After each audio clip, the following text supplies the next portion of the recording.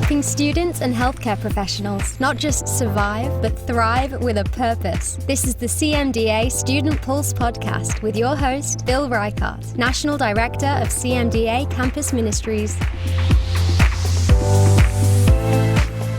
Well, welcome to another episode of CMDA's Student Pulse podcast. I'm Bill Reichart, National Director of Campus and Community Ministries here at CMDA.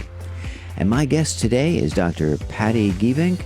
Patti, welcome. Hi, glad to be here. Well, before we dive into our conversation and what we're going to be talking about, let me give our listeners a brief introduction of your bio. Patti, you're an OB/GYN physician who has had 30 years of experience delivering babies here in hospitals overseas. Now, while working in your private Sioux Falls, South Dakota practice, you began working part-time performing abortions at Planned Parenthood, the only abortion clinic in South Dakota. We're going to talk more about your journey from that to an advocate for life, your faith in Christ, and how God has taken you from that place in your journey to where you are now.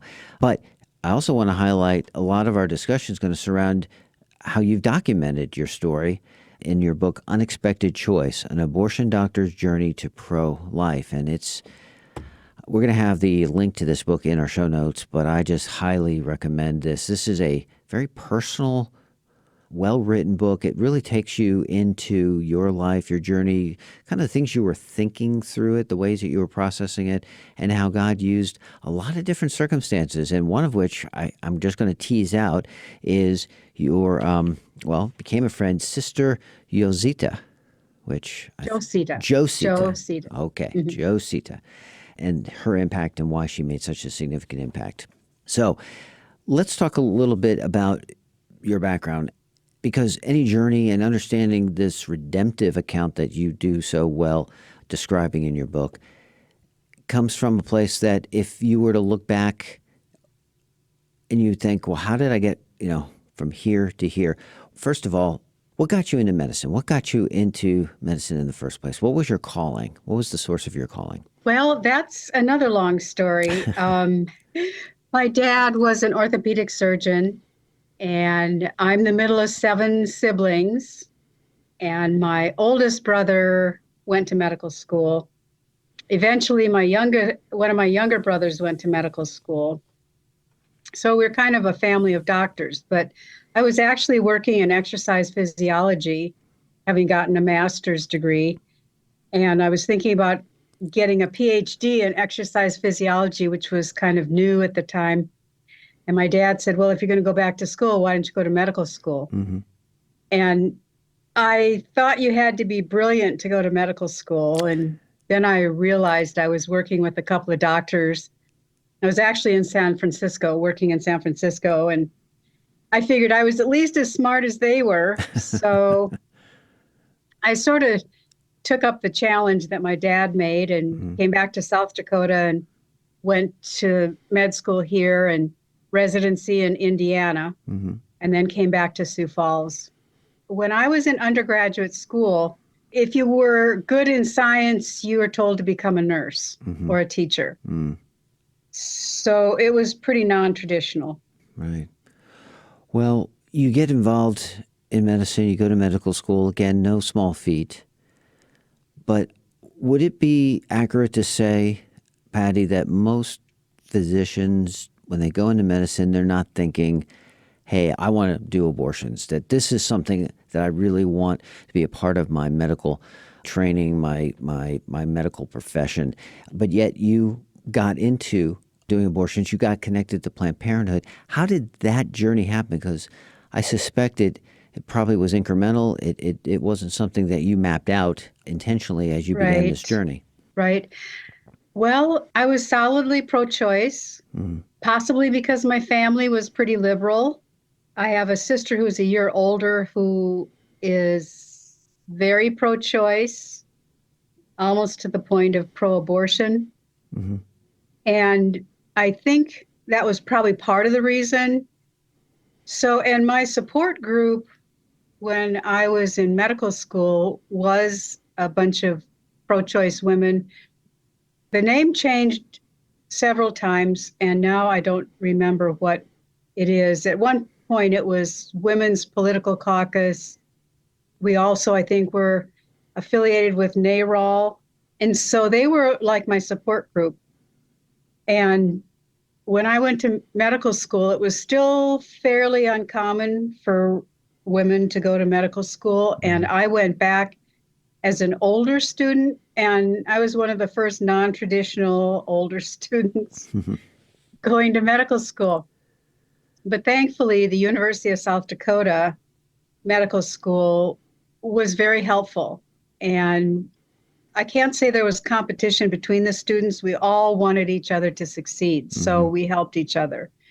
And when I was looking at fields to go into, having come out of exercise physiology, I thought seriously about sports medicine. But then I got interested in women's health, possibly because around that time there was quite an emphasis. I've always been interested in running and athletics, and so I had a group of running buddies, women, and Title IX had passed, but there was still a lot of inequality in women's sports. And also the effect of high intensity aerobic training on women was also something. So I seriously thought about sports medicine, but then I got more interested in just women's health. Now, in a rural state like South Dakota, when you apply to medical school, almost everybody says, I'm going into family practice, because that's sort of the mantra. So if there was any question, you always said I was going into family practice. But I knew that I really wanted to focus on women and women's health. So during medical school, when I was looking at residencies, at the time I was married, and there was a good chance my husband wasn't going to come with me. So I was looking at residency programs that you could get to within a day's drive from near Sioux Falls, South Dakota.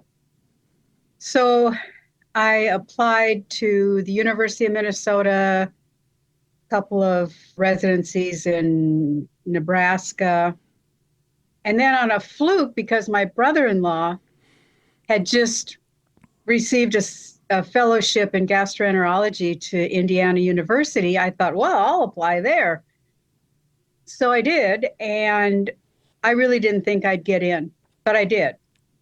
I think, not specifically known to me, but the doctor who was doing abortions in South Dakota for many years was a friend of Dr. Munsick, who was at Indiana University Medical Center. And when medical students are interviewing for residency, back then, pretty much nobody mentioned abortion. It was like you didn't select a school because they offered abortion training. Right.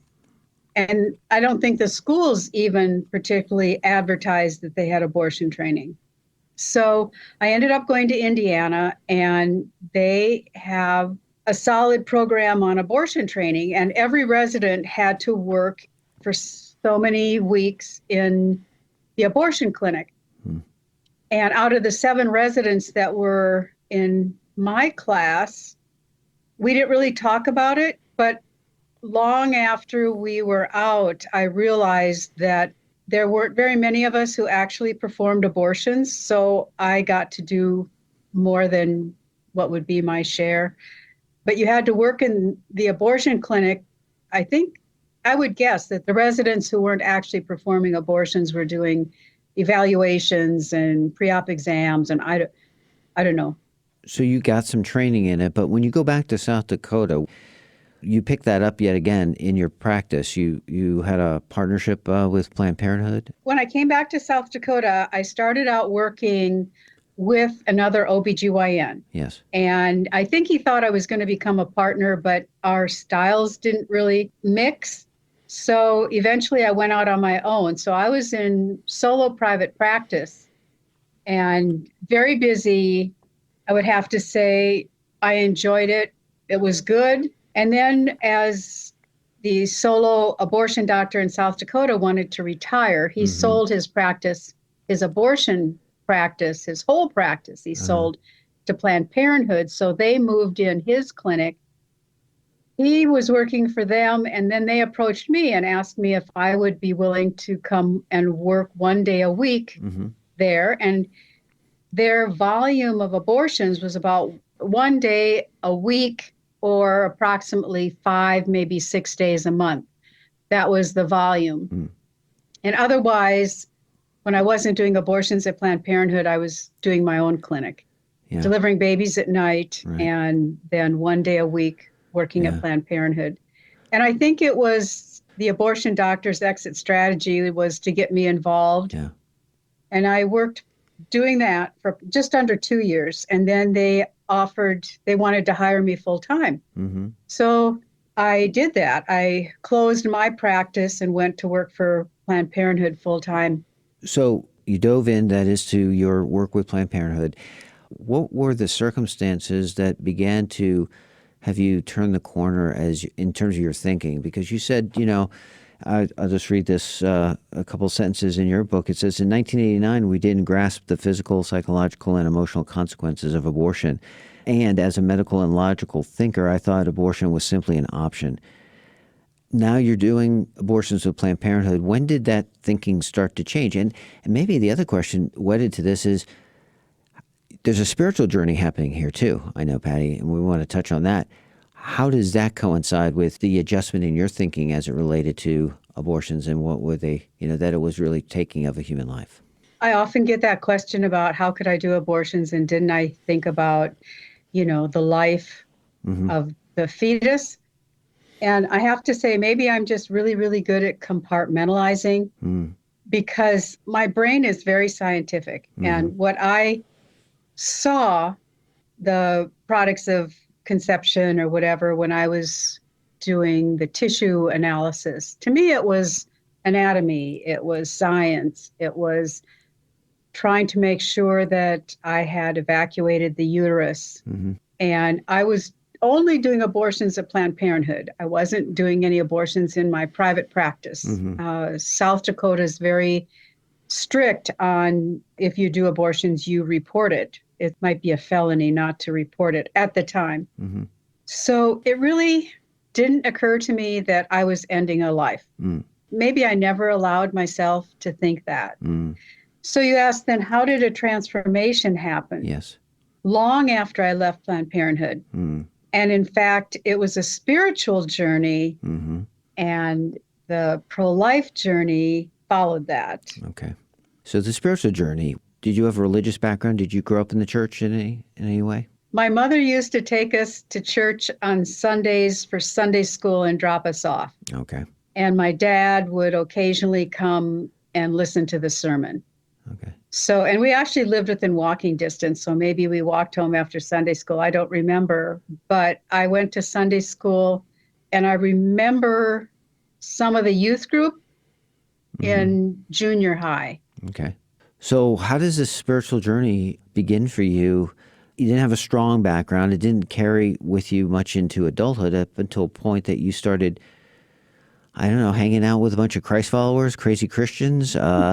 I know missions is in this story too.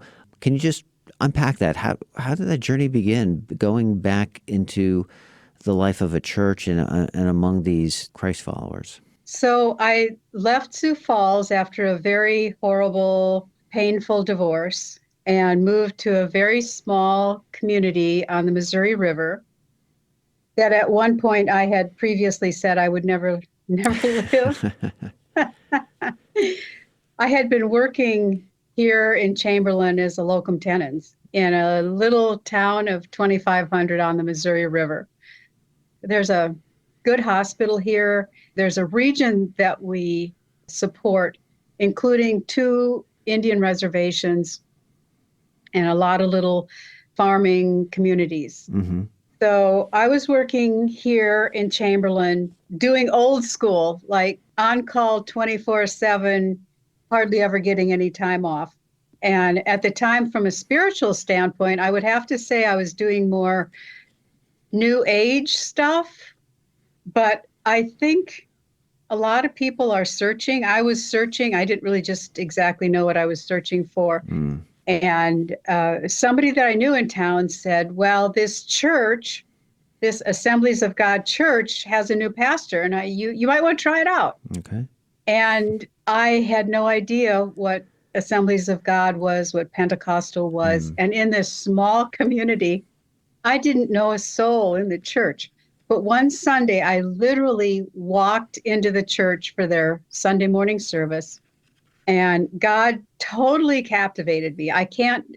It's just hard to explain, because the minister, when he gave a sermon, it's like there was just a laser to my heart. Well, you say in the book, too, that you realized a lot of the trials that you had been facing up to that point really opened you up, I think, to this message, because you came to the end of yourself in so many ways. Yes, exactly. So people asked me why I left Planned Parenthood, and I said, well, it's really very easy. They fired me.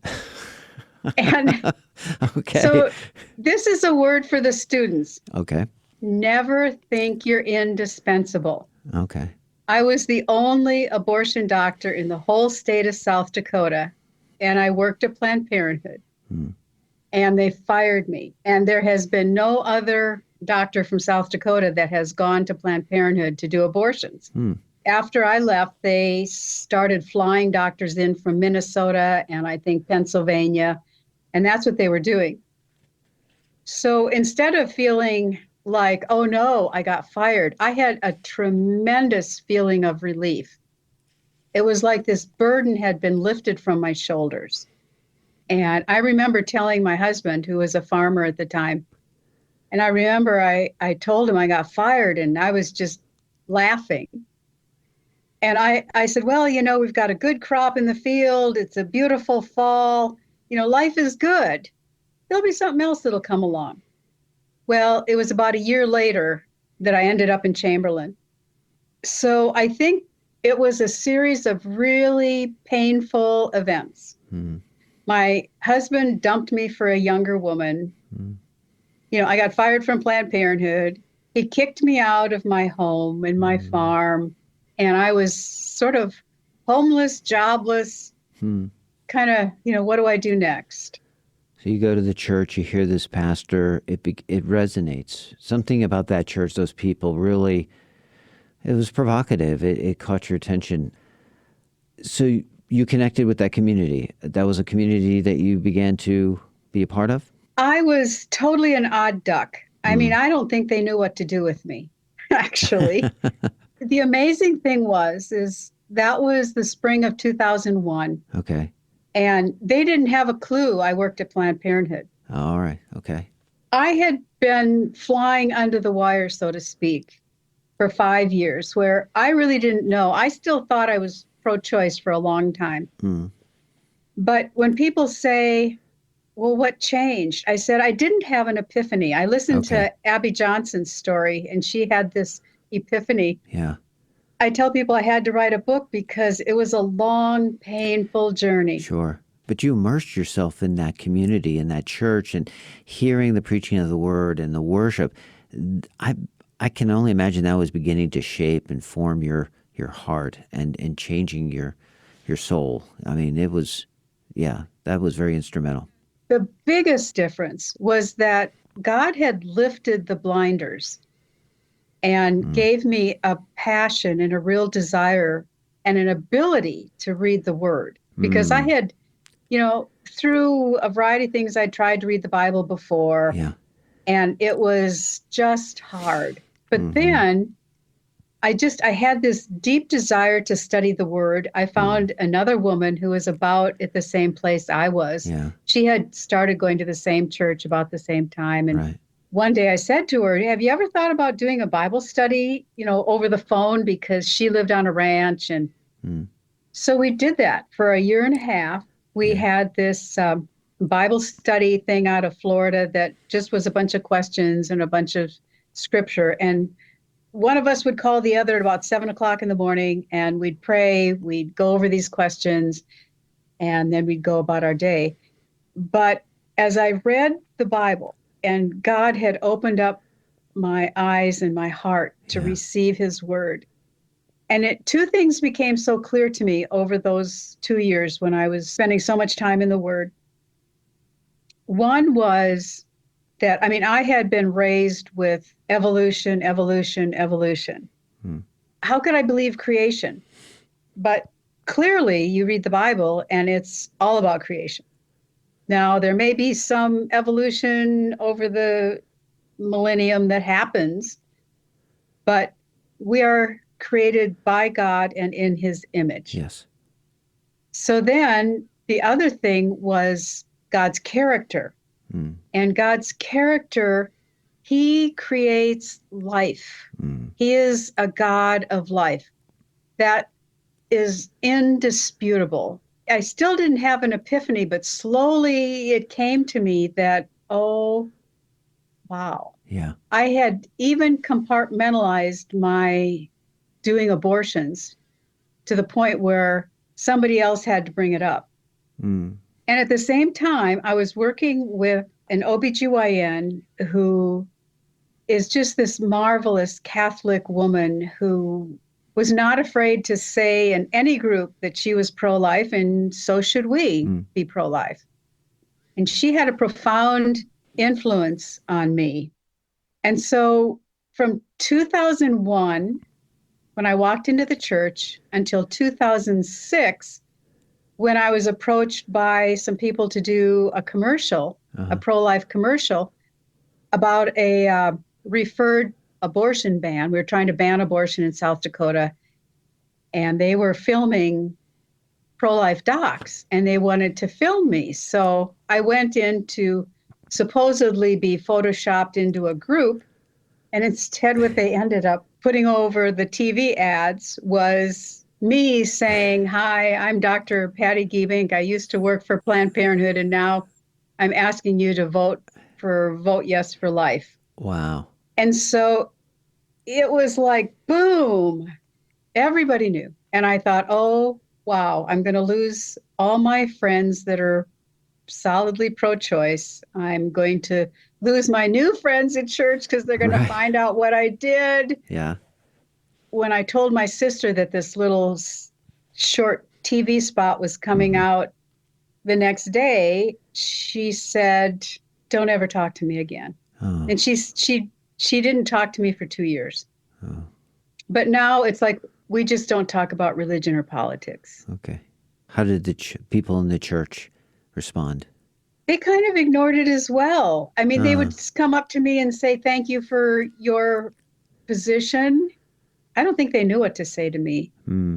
I mean, we're friends and everything. And the things that I have been doing in the last 10 plus years, trying to educate people about abortion and pro-life. And right now, I think what God has for me is to try and educate both sides with love and compassion, and help the pro-life people to be persuasive and compassionate and respectful, and to guide people into understanding the value of life. You know, you have eyes to see, and you remember how you saw the world years ago, and now how you see it, and you are a bridge maker. You can create those kind of common ground conversations that people can talk to one another, not at one another, which is so often we don't even have much discussion and dialogue. It's just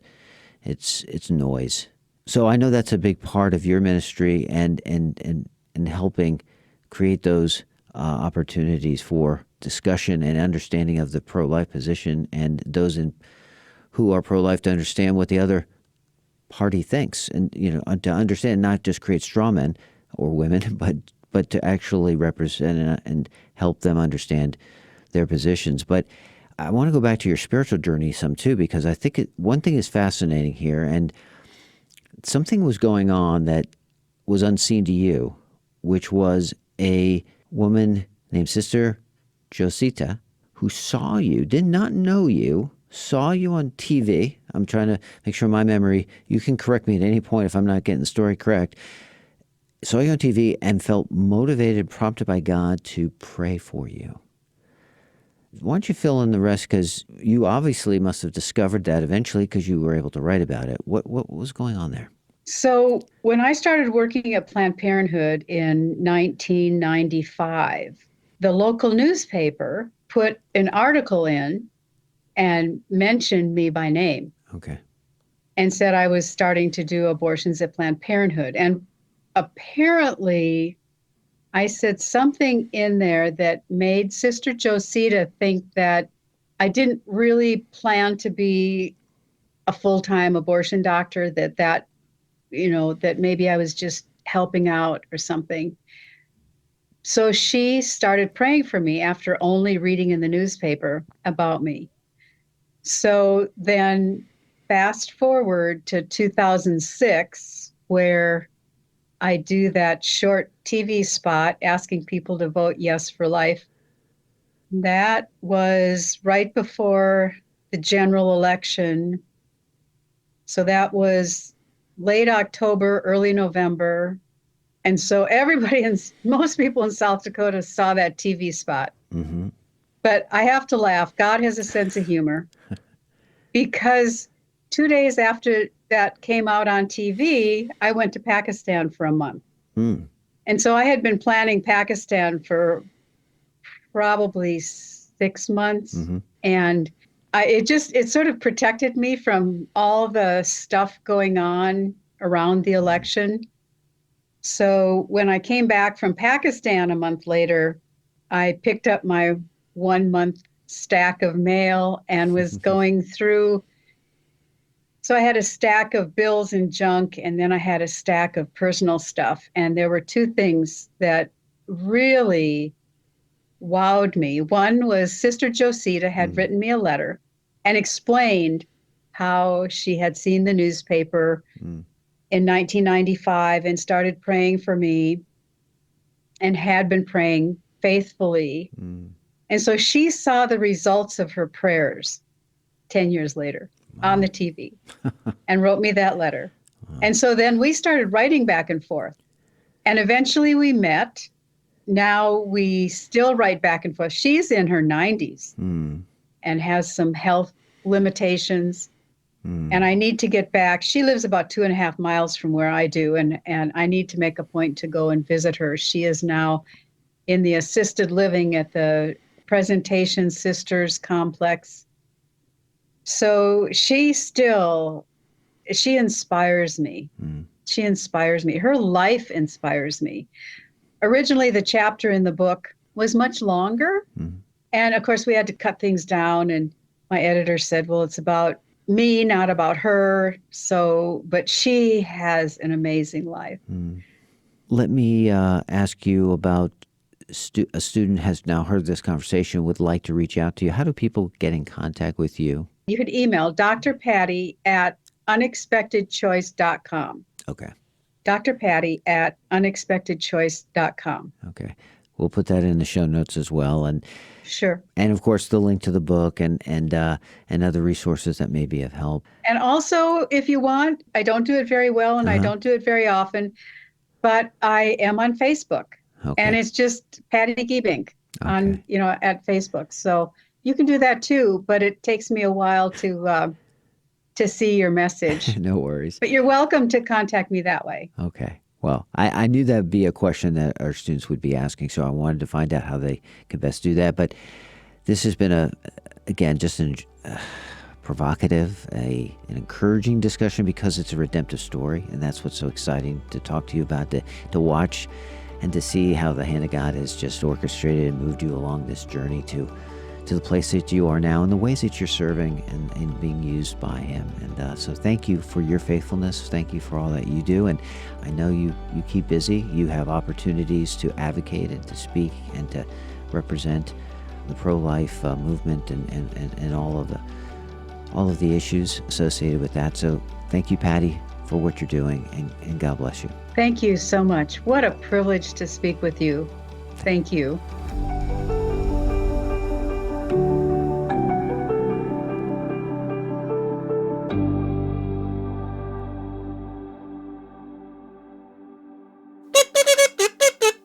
Before we conclude our podcast, I'd like to share a couple of things that you need to know.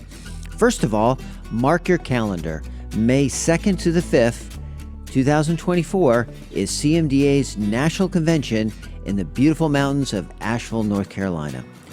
Simply go to cmdstudentlife.org/NatCon to learn more about how to register and information on student scholarships, because we want to make sure that there's nothing that's going to hinder you from joining us this coming National Convention, May 2nd to the 5th in beautiful Asheville, North Carolina.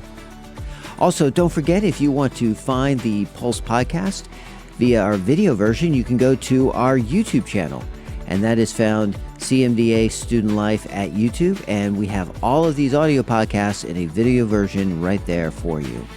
And to keep up with the latest information and resources, you just need to have the Student Life app. If you haven't done so, download it. You can get it on your smartphone. The app is for both the Android and the Apple, and that will keep you up to date with not only the most important information, but resources that'll be right in your pocket. Devotions every Monday and Thursday come out on the app, as well as group Bible studies, and the Student Pulse podcast is found on the app as well. So check that out if you haven't done so already. Download the app, set up a profile, and you'll stay connected with CMDA. And as always, you can follow and like us on all of our socials. We're on the Instagram, the Facebook, and X, formerly known as Twitter, finding us at our handle, CMDA Student Life. Well, thank you for joining us for this episode of CMDA's Student Pulse podcast, and I look forward to talking to you soon. Bye now.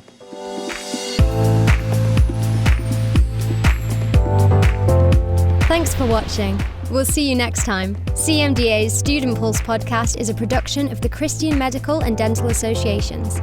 The opinions expressed by guests on this podcast are not necessarily endorsed by the organization.